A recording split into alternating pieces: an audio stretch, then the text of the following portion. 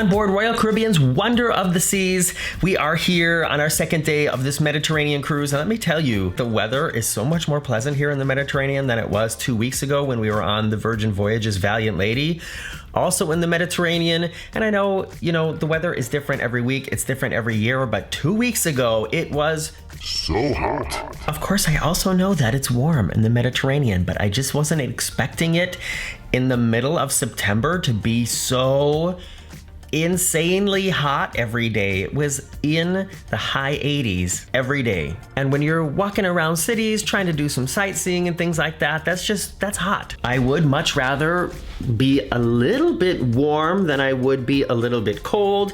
Even though I grew up in Minnesota, I am not a fan of the cold. But what I'm trying to say is just a couple weeks have gone by now. It's the end of September, and it's just the temperatures are a little bit more bearable, at least this year. It's when you're walking around in the sun, it's maybe in the 70s, and then in the shade, it's a little bit cool, but this is a little bit nicer. The highlight I want to show you in this video is something to do with food. There are a handful of restaurants here on board that are included in the price of the cruise, and they have a lot of options.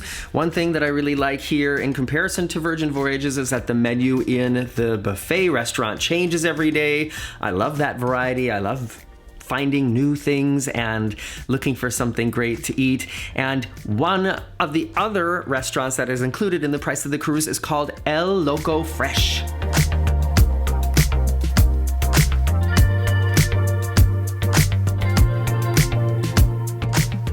Anybody who's been here on the channel for a while knows how much I love nachos, how much I love a good burrito, and this is a counter service restaurant up on deck 16 towards the very back of the ship, right by the mini golf course. And on the Wonder of the Seas, I've noticed that so much of it is similar to the Harmony of the Seas, which I cruised with a couple years ago, but then some things are the same but in different places, and some things are just different. And this area at this back end of the ship is definitely a little bit different than it was on the Harmony of the Seas. So right by the mini golf course is this dining venue. This is not like traditional Mexican food like they offer on the Valiant Lady. This is like Americanized Tex-Mex. I learned all about that when I mentioned that the Mexican restaurant on Valiant Lady doesn't serve tacos and burritos. So this is not traditional Mexican food, it's American style Tex-Mex, but they warm up the tortillas fresh. There are all kinds of toppings that you can put into your burrito or taco, and they also have some ready-made burritos as well.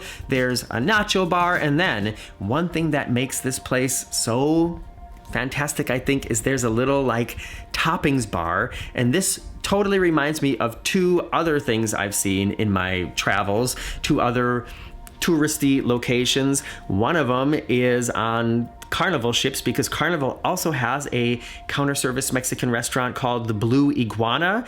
It's the first time that I had seen this kind of a quick service venue on a cruise ship. That the Blue Iguana on the Carnival ship where we were on was really fantastic, and I have to say this is kind of an exact copy of that. But hey, if it works, if they see that another cruise line is doing something that's very popular, then why not make your own version of it? The other restaurant I want to compare this to is Pecos Bill's Tall Tale Inn. I think it's called Tall Tale Inn and Cafe in Frontierland at Magic Kingdom in Disney World, Florida. That is another place that we love to go eat, and it also has a big toppings bar where you can basically make, just from what is offered on the toppings bar, you can make yourself a fantastic salad to sort of include with your meal if you want to hack the menu system. I love that Royal Caribbean is changing, is updating their restaurant selection on their ships.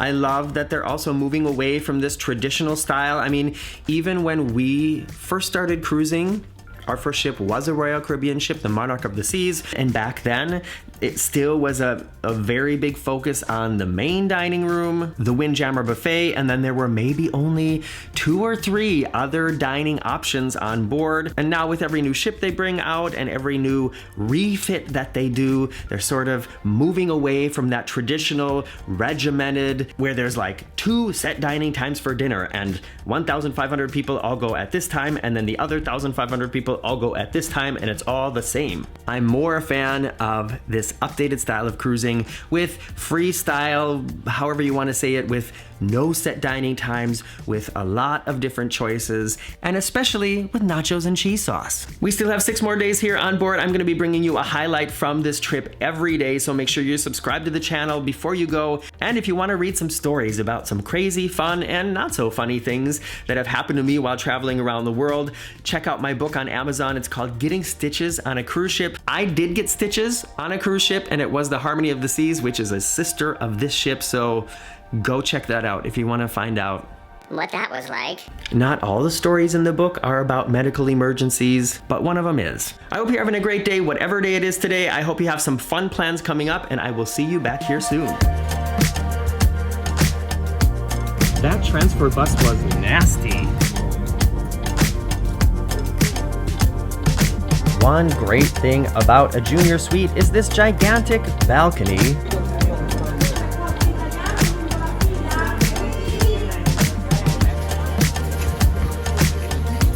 We've been here for over an hour and we still have no main course.